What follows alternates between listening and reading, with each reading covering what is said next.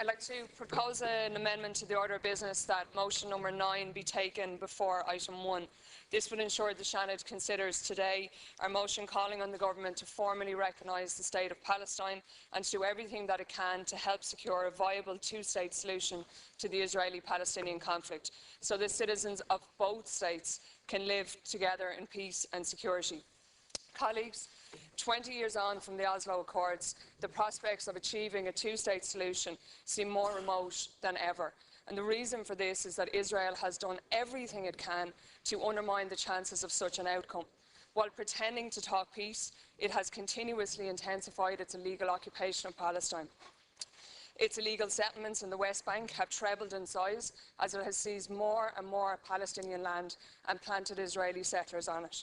It has erected a huge separation barrier and implemented an apartheid regime in the West Bank that denies Palestinians basic human rights that their Israeli counterparts take for granted. And this summer, it executed its third vicious assault in 6 years on the people of Gaza. Any hopes that the Gaza ceasefire might lead to meaningful peace negotiations were quickly dashed when, within just a week of agreeing that ceasefire, Israel announced yet more settlements in the West Bank. It is playing a deeply cynical, long game that is aimed at destroying any prospect of a viable Palestinian state. And it has been facilitated in doing this by a largely passive international community that has stood by as Israel has willfully violated international law and ignored countless UN resolutions.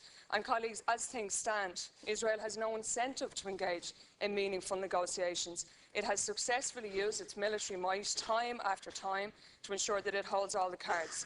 Without wider recognition of the Palestinian state, Palestinian representatives have also been in a weaker position at the negotiating table. It is time to redress this balance. By joining Sweden and other EU states in recognising Palestine, we will make it clear that statehood is a right of the Palestinian people. It is not an Israeli bargaining chip for them to play in further sham negotiations. In doing so, we will increase pressure on Israel to pursue a genuine peace process that has a real prospect of delivering peace and justice for both Israelis and Palestinians alike. As a country, Ireland has traditionally been vocal in our support for the Palestinian people and proactive in lobbying on their behalf internationally. We should now be to the forefront of efforts to secure full recognition for the Palestinian state and deliver a viable two-state solution to the conflict. Sweden is not hiding behind a common EU position or buying the Israeli line that recognition of Palestine is something in their gift in future negotiations.